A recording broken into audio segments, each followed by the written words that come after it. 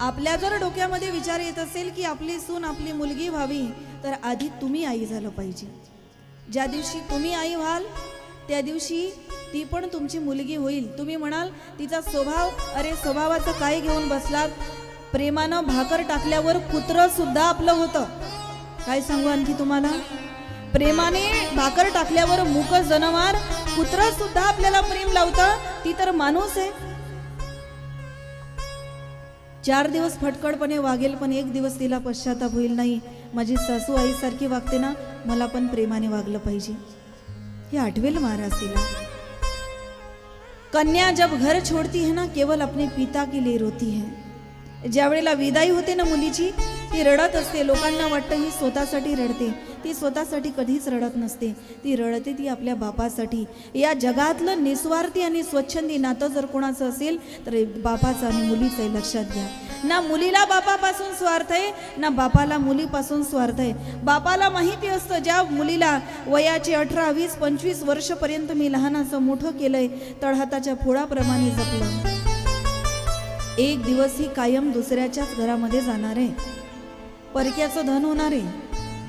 मुलीला बाप त्या ठिकाणी शिकवतो, लहानाचं मोठं करतो, तिच्या पायावर उभं करून देतो. लग्न झाल्यावर मुलीला जर पगार मिळत असेल तर पगार बापाच्या घरी जातो की नवऱ्याच्या घरी जातो? शिकवलं कोणी?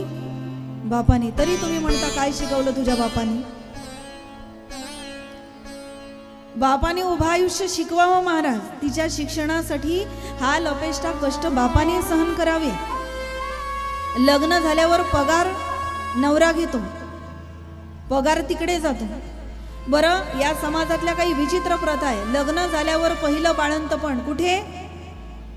का? नातू तुमच्या घराण्याचं नाव मोठं करेल, मोठं झाल्यावर तुमच्या परिवारासाठी जगेल, आणि तिच्या मायबापाने खर्च का लावायचा? या विचित्र प्रथा आहे समाजातल्या, बंद केल्या पाहिजे कुठेतरी. मुलीच्या बापाला असं पिडून खाल्ल्या जातं ना, तुम्हाला सांगते. एकदा मुलीचं लग्न झालं की 5-10 वर्ष बापाची प्रगतीच होत नाही, अजिबात प्रगती होत नाही. लग्न होत नाही तर तिचं बाळंतपण येतं, बाळंतपण होत नाही तर ते त्या ठिकाणी सांजीचा पाळणा तरी येतो, नाहीतर आणखी काही येतं, पाय धुण्याचा कार्यक्रमच येतो. बाकी तुम्हाला माहिती आहे मकर संक्रांतीचे दिवस चालू आहे, पाय धुण्याचाच कार्यक्रम येतो. ते होत नाही तर बारसच येतं, बारसं होत नाही पहिला वाढदिवसच येतो. म्हणजे मुलीच्या बापाला पिडून खाल्ल्या जातो महाराज. एका बापाने किती करावं आपल्या मुलीसाठी. एवढंही करून जेव्हा सासरचे लोक म्हणतात काय दिलं तुम्ही, काय केलं तुम्ही, त्यावेळेला अत्यंत यातना होतात. एवढी सोन्यासारखी मुलगी दिली, आणखी काय द्यायला हवं होतं? एखाद्या जावयाने महिनाभर राहून दाखवावं आपल्या सासूरवाडीला, सासूरवाडीच्या लोकांमध्ये. हे फक्त मुलगी करू शकते. ज्या वेळेला मुलगी जाते ना सासरी, तिच्या बापासाठी ती रडत असते. प्रत्येकाजवळ आजी असेल, आजी जवळ जाते, आजीला म्हणायला लागते, आजी माझ्या बापाची काळजी घे बरं. स्वतःच्या आई जवळ जाते, स्वतःच्या आईला म्हणायला लागते, आई बघ तू रोज ना बाबाला बोलत असते, बाबाशी भांडत असते, खबरदार माझ्या बाबाला काही बोलली तर. जगातलं स्वच्छंदी नातं आहे बापाचं आणि लेकीचं. बापाच्या घरी किती प्रॉपर्टी असली तर मुलगी, सुसंस्कारी मुलगी बापाच्या प्रॉपर्टीवर कधीच डोळा ठेवत नाही.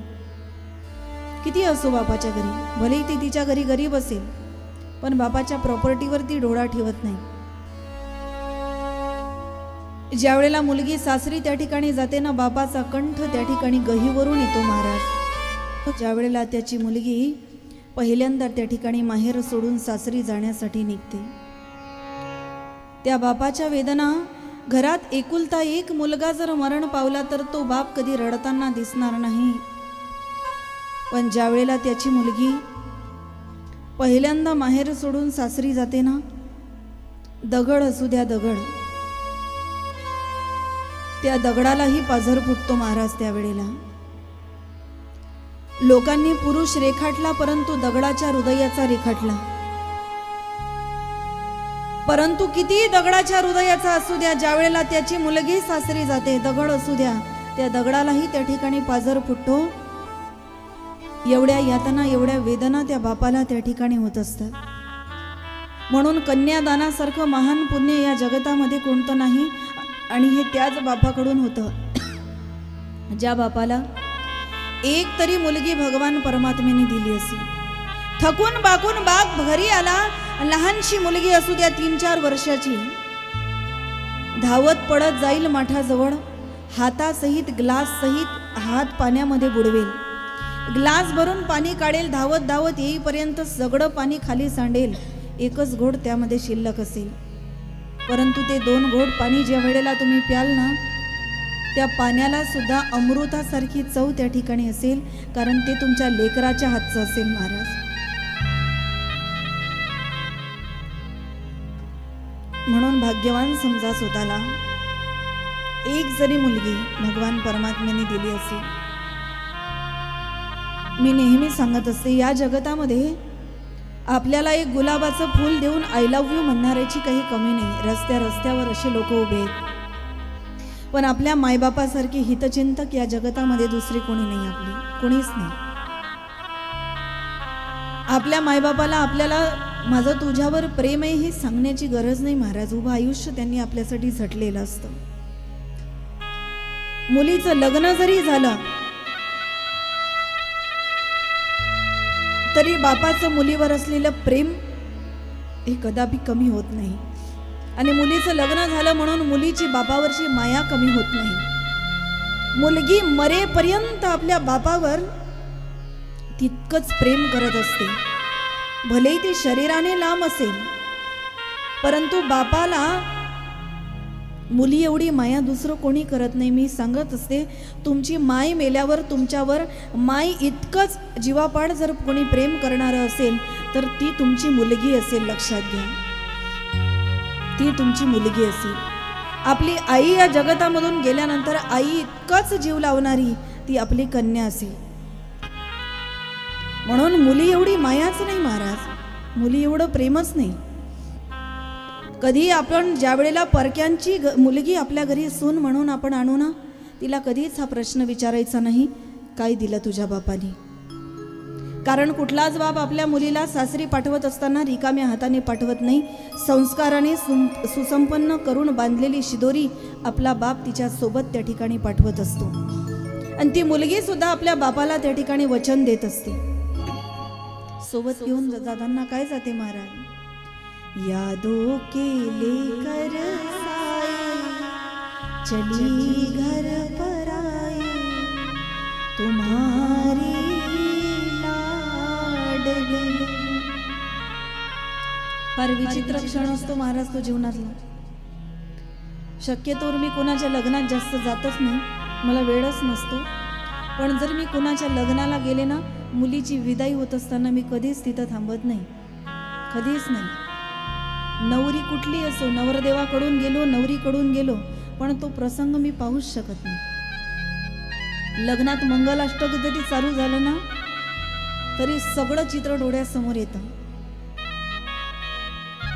ते प्रसंग फार अवघड असतात महाराज जीवनातले, फार अवघड प्रसंग असतात. ज्या वेळेला मुलीची विदाई होते, मुलगी सार होते, मुलीची बोळवण होते, बाप तिथंच मंडपामध्ये दिसत नाही, तो या कोपऱ्यात त्या कोपऱ्यात भटकत असतो. कारण ते दुःख त्याला पचवणं फार अवघड असतं, फार अवघड असतं. अरे जनकासारखा विदेही राजा रडला जानकीसाठी ज्या वेळेला जानकी मैयाची विदाई झाली.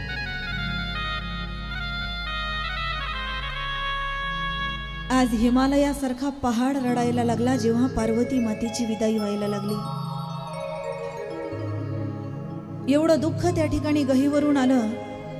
हिमालयासारखा पहाड त्या ठिकाणी रडायला लागला ज्या वेळेला पार्वती मातेची विदाई व्हायला लागली. आपल्या मुलीला शिकवण त्या ठिकाणी सुंदर दिली आणि पार्वती मातेला मैना मातेने सुंदर शिकवण सुद्धा त्या ठिकाणी दिली. ती शिकवण देत असताना महत्वाचं एक वाक्य सांगितलेलं आहे, कतबिधी सृजी नारी जगमाही पराधीन सपने सुख नाही.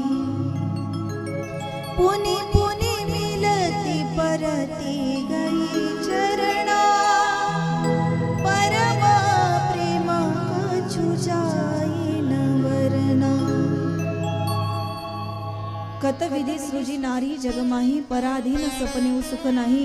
पार्वती, स्त्री का जीवन ही ऐसा है बेटा, वो पराधीन है. लहान असते ना मुलगी, तेव्हा बापाचं छत्र तिच्या डोक्यावर असतं, तेव्हाही ती स्वतंत्र नसते. तरुण होते, भावाचं छत्र तिच्या डोक्यावर असतं, तेव्हाही ती स्वतंत्र नसते. लग्न होतं, नवऱ्याचं छत्र तिच्या डोक्यावर असतं, तरी ती सुरक्षित त्या ठिकाणी स्वतंत्र नसते, पराधीन असते. आणि म्हातारी झाल्यावर मुलाचं छत्र तिच्या डोक्यावर असतं, तेव्हाही ती स्वतंत्र नसते. कतविधी सृजी नारी जगमाही, पराधीन सपनेऊ सुख नाही. स्वप्नात सुद्धा स्वतःच्या सुखाचा जी विचार करत नाही, उसका नाम है नारी बेटा, उसका नाम है नारी. कधी कधी त्या बापाच्या हृदयाचा विचार करा, ज्या बापाने आपल्या मुलीला 5 बोटाची चापटही कधी मारली नाही, चुकूनही 5 बोटाची चापटही आपल्या मुलीला मारली नाही, पण सासरी जर तिच्या पतीकडून तिची मारहाण त्या ठिकाणी होत असेल, मारहाण पती त्या ठिकाणी करत असेल, काय वाटावं महाराज त्या बापाच्या हृदयाला, काय वेदना व्हाव्या त्या बापाच्या हृदयाला, हे दुःख त्या बापाने कसं झेलावं, कसं सहन करावं. ज्या वेळेला परक्याच्या घरी त्या ठिकाणी आपल्या मुलीसोबत असा व्यवहार केला जातो, त्या बापाने काय विचार करावा जीवनात, करा ना विचार, काय विचार करावा.